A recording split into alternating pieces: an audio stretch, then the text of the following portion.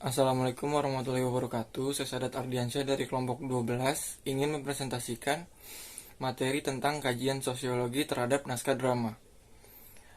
Di sini saya ingin memperkenalkan anggota kelompok saya, yaitu Wulan Tamara dengan NPM 2020 21500 182. Dan saya sendiri Sadat Ardiansyah 2020 21500 180. Pengertian drama. Drama merupakan jenis karya sastra yang menggambarkan kehidupan manusia dan disampaikan melalui peran dan dialog. Drama secara etimologis diadaptasi dari bahasa Yunani yaitu dramoi, yang artinya bertindak, berbuat. Selaras dengan Waluyo yang mengungkapkan dalam bukunya 2003 banding 1 bahwa drama merupakan tiruan kehidupan manusia yang diproyeksikan dalam pentas. Ciri-ciri drama. 1. Kisah yang disampaikan berbentuk dialog. 2. Harus memiliki tokoh atau karakter yang diperankan manusia, wayang, atau boneka. 3. Harus memiliki konflik yang akan menjadi inti cerita. 4. Berdurasi selama 3 jam. 5. Pementasan yang dilaksanakan dalam panggung dengan properti pendukung. 6. Dilaksanakan di hadapan penonton yang menganggap drama sebagai hiburan. Struktur drama. Babak atau episode, bagian dari naskah yang merangkum peristiwa di suatu tempat dengan urutan waktu tertentu. 2. Adegan, bagian atau aksi dari drama yang menunjukkan perubahan peristiwa. 3. Dialog, yaitu percakapan yang dilakukan oleh dua orang atau lebih dalam drama. 4. Prolog, menjelaskan gambaran umum cerita yang akan dipentaskan. 5. Epilog, menjelaskan kesimpulan makna dan nasihat dalam cerita.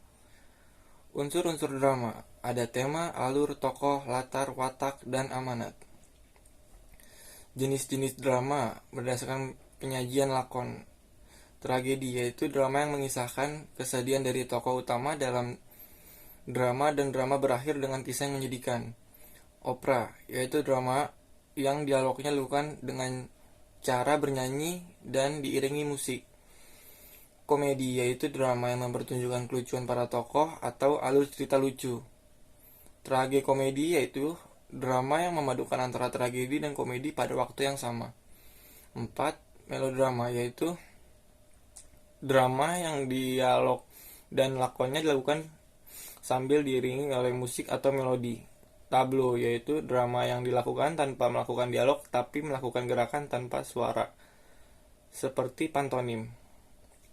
Ada farce, yaitu drama yang mempertunjukkan berbagai hal lucu melalui tingkah para pelakon, mirip seperti dagelan tetapi tidak sepenuhnya sama seperti dagelan.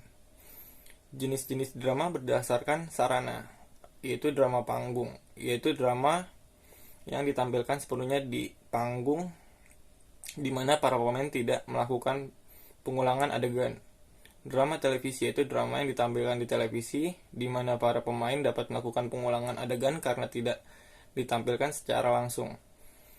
Drama radio, yaitu drama yang hanya dapat didengarkan tanpa dilihat.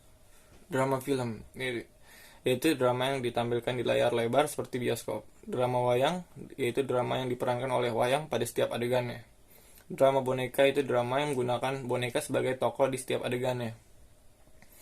Jenis-jenis drama berdasarkan keberadaan naskah. Drama tradisional, yaitu drama yang dipertunjukkan di mana para pemeran tidak menggunakan naskah saat berada di panggung. Dalam hal ini, pemeran membaca gambaran cerita secara umum dan kemudian berimprovisasi sesuai dengan peran masing-masing. Pengertian kajian sosiologi. Kajian sosiologi sastra adalah kajian yang mengkaji hubungan berkaitan karya sastra dengan kehidupan sosial masyarakat. Selaras dengan Muzaka dalam Damono 2010 mengatakan bahwa sosiologi sastra adalah pendekatan yang menitik beratkan pada hubungan karya sastra dengan nilai-nilai sosial yang berlaku pada pengarang dan pembaca. Kritik sosial naskah drama. Kampung Kardus karya Gepeng Nugroho menggunakan kajian sosiologi sastra. Salah satu contoh pengkajian naskah drama yang menggunakan kajian sosiologi sastra yang mana memfokuskan dalam kritik sosial pada naskah drama Kampung Kardus karya Gepeng Nugroho ditemukan 3 aspek penting yang mengandung kritik sosial seperti aspek kemiskinan, meliputi bentuk pekerjaan dan bentuk sandang pangan. Aspek pendidikan meliputi usaha dalam pendidikan dan kurang pedulinya tentang pendidikan. 3. Aspek kejahatan meliputi pengkhianatan dan korupsi. Analisis drama. Aspek kemiskinan. A. Pekerjaan. Denok, bosen tiap seperti ini, ndak ada perubahan. Kalau seperti ini terus, hidup juga nggak akan maju-maju. Menceritakan pekerjaan tokoh Denok adalah sebagai pemulung dan menceritakan bahwa tokoh Denok yang merasa kesal karena kehidupannya tidak berubah. Ia merasa kehidupan dengan pekerjaan tersebut tidak akan mengalami perubahan. Ia merasa bosan dengan kehidupannya yang terus saja menjadi orang miskin. Salah satu dari perspektif tersebut ialah bahwa karya sastra merupakan cerminan dari kehidupan sosial. Hal ini terlihat bahwa data merupakan cerminan sosial di Indonesia yang masyarakatnya banyak sekali yang bekerja sebagai pemulung. Assalamualaikum warahmatullahi wabarakatuh. Saya Wulan Tamara. Di sini saya akan melanjutkan penjelasan tentang analisis naskah drama dalam aspek kemiskinan, pendidikan, dan kejahatan. Analisis aspek kemiskinan poin pekerjaan yang selanjutnya.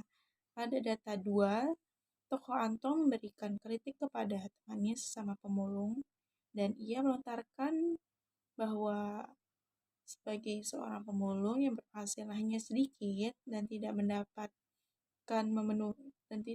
dapat memenuhi kebutuhan hidup, janganlah membicarakan tentang cinta. Penghasilan setiap hari seperti diungkapkan oleh tokoh Antong bahwa kertas 1 kilogram hanya dihargai Rp700 saja, tidak sebanding dengan bagaimana ia lelahnya mengumpulkan kertas dan botol plastik tersebut. Sesuai dengan realita yang ada bahwa sebagai pemulung tidaklah berpenghasilan banyak walau ia dapat mengumpulkan 1 karung besar botol plastik dan kertas. Kurangnya penghasilan setiap harinya membuat mereka tergolong pada masyarakat yang mengalami kemiskinan. Analisis aspek kemiskinan poin pekerjaan selanjutnya. Pada data tersebut menceritakan bahwa tokoh Denok telah pulang setelah bekerja 5 tahun di luar negeri. Ia pulang untuk memberitahu kepada ibunya bahwa ia telah sukses dan dapat nabung banyak uang untuk kehidupan yang lebih baik. Tokoh Denok pergi dari kampungnya untuk merubah nasib menjadi lebih baik dengan pergi ke kota dan bekerja menjadi seorang tenaga kerja wanita. Sesuai data tersebut, terlihat bahwa kesungguhan dan kegigihan tokoh Denok untuk merubah hidupnya menjadi lebih baik dengan bekerja menjadi TKW terwujud. Kesungguhan, tekad yang kuat ia tunjukkan dengan hasil yang tidak mengecewakan. Pada data tersebut juga sesuai dengan realita yang ada bahwa banyak kaum wanita atau kaum pria mengadu nasib di luar negeri untuk kehidupan yang lebih baik. Karena mayoritas orang beranggapan bahwa jika kerja di luar negeri akan mendapatkan gaji yang besar dan menjanjikan. Analisis aspek kemiskinan poin sandang dan pangan. Berdasarkan pada dialog tersebut, tokoh Siti mengeluh dalam dirinya. Ia merasa bosan karena setiap sekolah ia tidak diberi uang saku oleh ibunya. Dari kebosanan itu, ia disuruh oleh Mbok Rahmi untuk berpuasa. Mbok Rahmi menjelaskan kepada Siti anaknya bahwa mereka merupakan orang yang miskin. Data tersebut menjelaskan bahwa permasalahan ekonomi yang dimiliki mereka membuat mereka tidak dapat memenuhi kebutuhan hidup yang layak.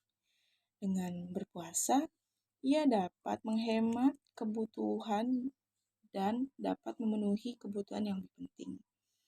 Permasalahan keuangan atau permasalahan perekonomian adalah permasalahan yang sering dialami oleh masyarakat, di mana pasang surut ekonomi merupakan hal yang biasa terjadi pada kehidupan.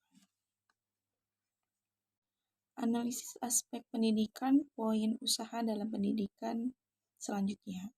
Pada dialog tersebut menggambarkan bahwa Mbok Rahmi menasihati anaknya untuk tetap semangat dalam bersekolah, walaupun mereka tergolong dalam kehidupan yang ada di bawah. Tergambar jelas bahwa tokoh Mbah Rahmi yang sangat menjunjung tinggi pendidikan untuk anaknya dan ia ingin anaknya menjadi orang yang berguna di masa depan dan dapat merubah nasib keluarganya. Melalui penanaman pentingnya pendidikan dalam seorang anak, dapat menjadikan salah satu usaha untuk merubah anak agar menjadi lebih semangat dalam sekolah. Mengingat bahwa pendidikan merupakan salah satu cara seseorang untuk mengembangkan kehidupan di masa selanjutnya. Analisis aspek pendidikan, poin usaha dalam pendidikan berikutnya. Pada dialog tersebut menggambarkan bahwa tokoh Siti bertanya kepada ibunya mengenai keramaian yang terjadi. Ibunya menjelaskan pada Siti bahwa mereka akan digusur dari kampung kardus tersebut. Siti tidak setuju dengan penggusuran tersebut dan ia berani menawarkan diri untuk pergi ke kelurahan untuk membicarakan masalah tersebut. Semua warga menyerahkan masalah ini kepada Siti karena mereka beranggapan bahwa masyarakat yang berpendidikan tinggi hanyalah Siti pada kampung tersebut. Data tersebut menjelaskan tentang penanaman pentingnya pendidikan yang dilakukan oleh seorang ibu kepada anaknya tidaklah sia-sia. Dari pendidikan yang telah dilalui oleh Siti, membuat ia menjadi anak yang pemberani dan percaya diri untuk menyuarakan apa yang menjadi hak-hak masyarakat. Karena pendidikan telah membentuk seseorang untuk menjadi seseorang yang pemberani dan percaya diri dalam mengambil tindakan dan keputusan yang benar. Aspek pendidikan selanjutnya pada data tersebut menceritakan bahwa tokoh Siti menolak apa yang telah ditawarkan oleh Lurah dan Carik. Siti mengatakan bahwa harga yang mereka dapat dari penggusuran kampung tersebut tidaklah layak. Namun, Lurah dan Carik bersikukuh untuk mempengaruhi Siti dengan menjanjikan uang yang lebih besar. Namun, Siti mengatakan bahwa ia lebih menjaga kepercayaan masyarakat dan lebih mempertahankan tanggung jawab yang telah diberikan oleh masyarakat kepadanya. Karena tanggung jawab yang ditujukan olehnya merupakan bentukan dari pendidikan yang telah ia jalani. Pada data tersebut, menjelaskan tentang pendidikan mampu mencetak karakter yang bertanggung jawab dan dapat dipercaya kepada siswa. Selaras dengan penjelasan tersebut bahwa pendidikan diharapkan mampu membentuk karakter pemuda yang bertanggung jawab dan karakter pemuda bangsa yang berperilaku sesuai dengan nilai-nilai yang ada pada Pancasila. Pengetahuan yang diperoleh secara formal tersebut berakibat pada diri individu, yaitu memiliki pola pikir, perilaku, dan akhlak yang sesuai dengan tujuan dan dari pendidikan tersebut. Dikutip dari buku Anwar dan Ahmad pada tahun 2018. Slide berikutnya menjelaskan tentang analisis aspek pendidikan, poin kurang pedulinya terhadap pendidikan. Pada dialog tersebut, tokoh Denok menganggap bahwa pendidikan adalah usaha untuk merubah hidup dengan cara yang lama untuk memperoleh kesuksesan. Tokoh Denok mengalami kurangnya kesadaran terhadap pentingnya pendidikan yang tertanam dalam masyarakat, berakibat dalam pembentukan pola pikir yang salah. Kebanyakan orang menganggap pendidikan bukanlah jalur yang tepat untuk merubah kehidupan dengan cara yang cepat. Namun, pada dasarnya, pendidikan merupakan suatu hal yang terpenting dalam kehidupan. Data tersebut menjelaskan tentang pendidikan yang dapat membentuk sikap dan perilaku seseorang untuk menjadi lebih baik dan dapat merubah pola pikir yang salah menjadi lebih baik. Pendidikan sangatlah penting untuk kemajuan bangsa, terutama masyarakat Indonesia. Pendidikan sebagai alat untuk membentuk karakter pemuda atau generasi selanjutnya dalam berakal sehat dan membangun bangsa yang lebih maju. Tetapi, masih ada masyarakat yang beranggapan bahwa pendidikan bukanlah sebagai tolak ukur seseorang dalam meraih kesuksesan. Analisis aspek pendidikan, poin kurang rasa pedulinya terhadap pendidikan. Pada dialog tersebut menceritakan bahwa tokoh Surti meminta tolong kepada Neneng untuk membacakan isi surat yang ia terima. Surti merupakan salah satu tokoh yang tidak bisa membaca. Kehadiran tokoh-tokoh yang tidak dapat membaca merupakan suatu bentuk kritik sosial yang diungkapkan oleh pengarang. Karena melihat kondisi yang dialami oleh masyarakat Indonesia, kurang pedulinya terhadap pendidikan menjadikan sebagai acuan dari permasalahan pendidikan di negara ini. Indonesia tidak akan pernah maju jika masyarakat yang memiliki pola pikir pendek tentang pendidikan. Pada slide selanjutnya ialah analisis kejahatan poin pengkhianatan.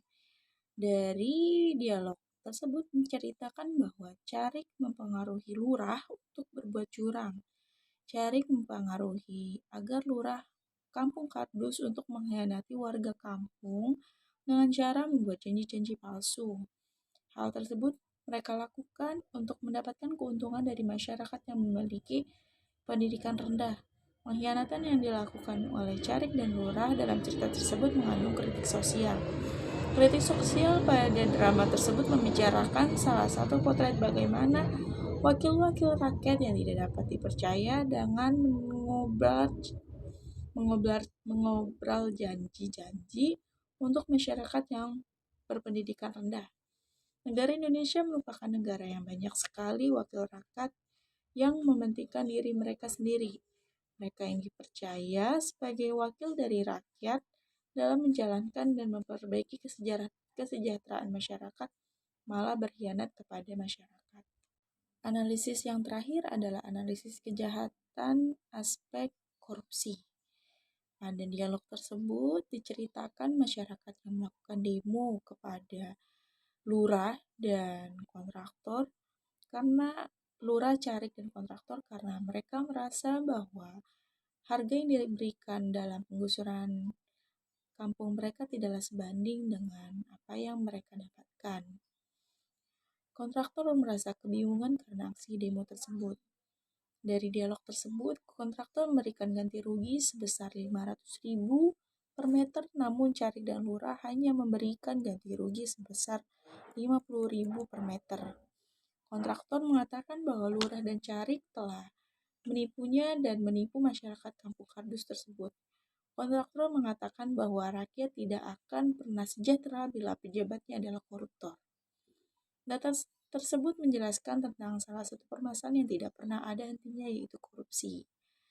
Korupsi di Indonesia sangatlah banyak. Korupsi tidak hanya dilakukan oleh para pejabat sebagai wakil rakyat, namun banyak juga ada para koruptor yang terdapat dari kalangan masyarakat biasa seperti kelurahan dan jajarannya. Mereka memanfaatkan jabatan dan kekuasaan mereka untuk mendapat keuntungan yang lebih. Karena mereka merasa bahwa mereka sudah membantu rakyat. Padahal hal ini kekuasaan disalahgunakan. Kritik terhadap korupsi merupakan jenis kritik sosial dalam bidang kejahatan. Sampailah di penghujung materi, yaitu kesimpulan. Kesimpulannya adalah drama merupakan jenis karya sastra yang menggambarkan kehidupan manusia dan disampaikan melalui peran serta dialog. Sedangkan kajian sosiologi adalah sebuah kajian yang mengkaji hubungan keterkaitan karya sastra dengan kehidupan sosial masyarakat.